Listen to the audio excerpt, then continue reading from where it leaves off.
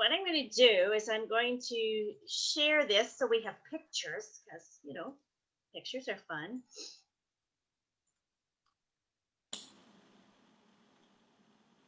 Okay. So some of you may already have a lot of experience with spiritual healing and working with energy fields, and other ones might be brand new. So it doesn't matter. You can have a look at this, see what you think, get some discussion going, but it'll be interesting to see when you break into your groups how many people are fairly new, and I'm sure there'll be people in your group that know this stuff inside out and backwards. So the human energy field, right? It can be all kinds of moving, fun energy. So one of the things we talk about with the human energy field is this example of how we connect to each other, that we have this vibrating field that for some is an attraction to other people or a repulsion from other people. And you'll hear people say, I sat with that person and they gave me creepy vibes, right? I didn't like their vibe. So they're talking about how they felt around that person. And so there's lots of conversation about how we interact with others and how we feel just vibrationally or energetically around other people. So there's a whole study of the energy connection between people that is a branch of this human energy field study. There's also, I don't know if anybody's been to a psychic fair or something and saw aura photography, where you could go and get your aura picture taken. And what it does is it shows all the colors supposedly of your aura that surround you. So you go have your photograph taken, and it takes this picture of your aura or your energy field, and then the aura reader will say, oh, look, you have lots of purple surrounding you. That usually means this. And oh, you have this color, and everybody's is slightly different. So it's a very cool way to see energy around you. Also very fun. The other one we talk about a lot in the human energy field stuff is the study of the chakras, which are energy points right in your body. Those that have been studying this for years can see them as color. They have a vibration. If you've learned any energy healing, like Reiki or any of those, you're taught to sort of feel the human body and the chakras. And each chakra can feel different depending on what's going on in its energy field. And then the chakras sort of radiate out their story. So there's just amazing amounts of material on the layers of the human energy field. Some believe that the energy field is powered by the mind, and the mind and its thoughts and beliefs and its emotion generates an energy that projects out and all down through the body. So some will talk about the human energy field constantly morphing and changing its health and its vibrancy. Its low vibration, its high vibration is usually generated by the mind, which is sort of the master maker of the condition of the energy field, right? So that's a possibility we want to look at too. Many believe that when we meditate, we are shifting the energy around us, and we can actually push out a calm vibrational energy that will make a difference to the people around us. There's been some studies where they have a bunch of monks go into a crime-filled city, and en masse they meditate and try to project out calm and peaceful energy, and studies have shown that it can change the crime rate and the whole condition of the area that they're working in. So another amazing concept. Usually if you're studying energy, the first thing they teach you to do is kind of rub your hands together and hold them apart like this and start to feel your own energy field. So when you pull it out or you push it in, you're getting this real feel for energy, and is it warm or does it vibrate? And so there's that practice of experiencing for yourself, because as a theory, it's kind of interesting stuff, but it's way more exciting if you could actually feel the vibe yourself.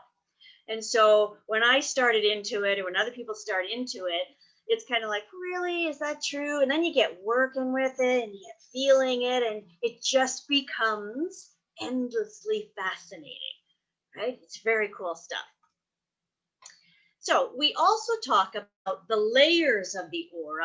And when somebody is learning to feel energy, we're often taught about the physical layer that affects the physical body, and then the etheric layer, and then the emotional layer where people's emotions are really vibrating out, and then the thoughts that project into our aura, and then our spiritual.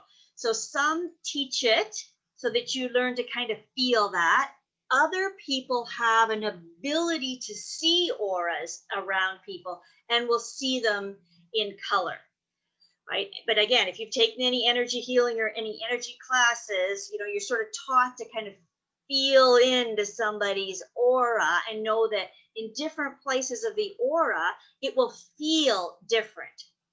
Okay. And it's just like, you may not know that level of understanding, but many of us could probably say, you know what? Yeah, I was standing behind this guy in line, or when this person walked into the room, there was just this yucky feeling.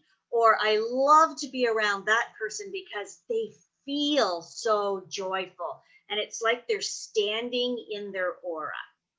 Okay. Some will believe that you see on this, the colored image there, that sort of white and purple. When you get out to the spiritual aura, even though this diagram shows it in that little egg, some energy workers and clairvoyants who see the colors will say that the compacted energy fields around our body lay in these layers, but then our spiritual aura goes on incredibly wide, which is how we actually are all connected because we're standing in each other's spiritual aura.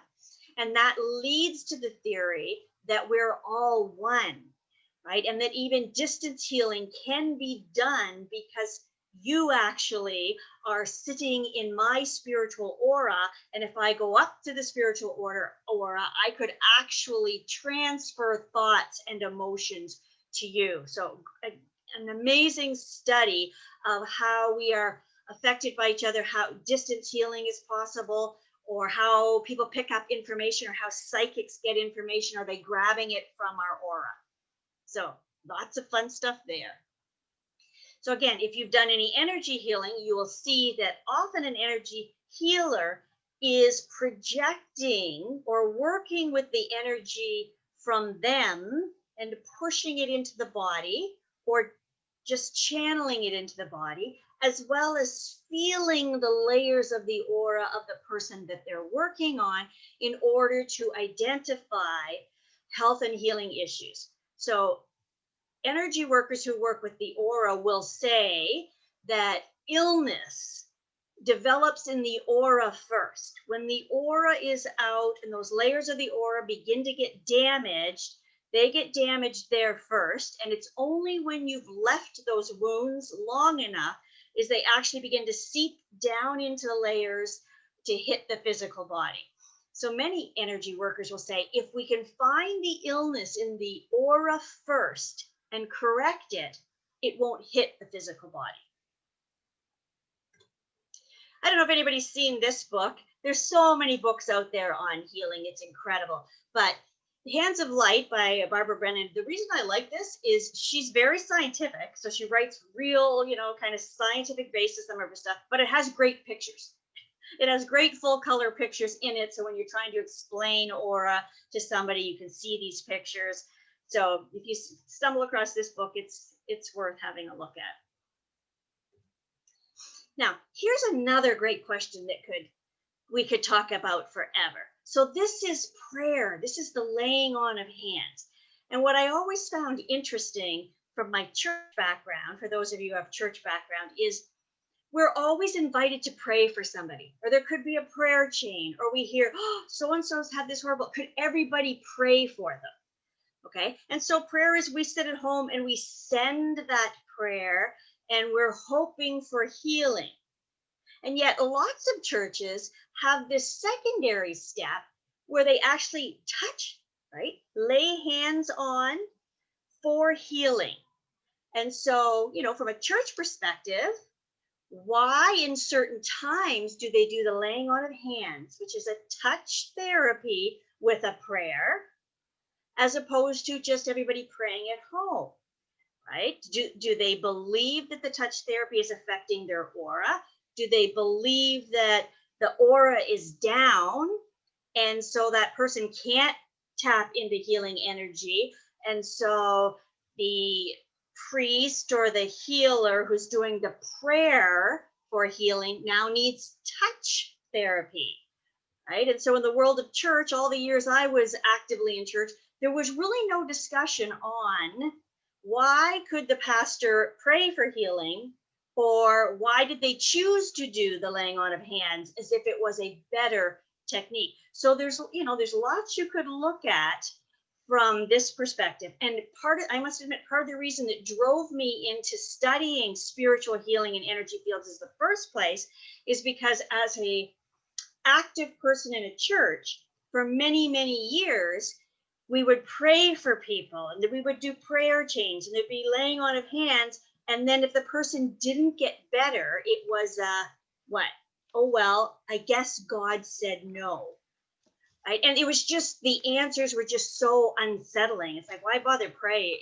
God already knows the answer. And so I became sort of disconcerted with the prayer and the results of prayer and the answers that were coming out of that. And so I began to study energy healing, why people don't heal, how are we affecting their energy fields in a much deeper and fuller way that answered so many more of my questions, right? So there's many aspects of how we deal with the human energy field, what it has to teach us about ourselves and about working with others. Okay, so there's lots of amazing, fun things that you can talk about. So what I want us to do is, because this is a chat group, not just listening to me all night, here's some core questions. So after this, Mary Jean's going to send us all into breakout rooms. So you have a chance to share your experience with energy fields and your questions about energy fields. So kind of talk about these things, right? When have you experienced your own energy field? Like, have you felt it through here, or have you felt stuff shift?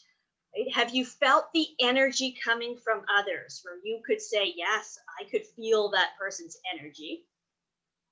And do you believe that others can affect your energy or you can affect them? So we're looking at our own energy, our own awareness, and how we believe that relates to others. And so as you chat about that in your groups, it will be interesting to see how many people are in your groups are actually very familiar with energy, and this is all new to them. And it's great to hear other people's experiences with their own and other people's energy fields. So consider these questions in your group, or if you're just watching this after, great conversation to have with your family and friends. Just bring these questions randomly up at the office. Makes for great conversation. So Mary Jean, I'm going to turn this over to you, and you can stop recording so that nobody feels like their discussion is going to be heard by anybody. Or I can stop recording, Mary Jean, and you can. Do you want to stop recording?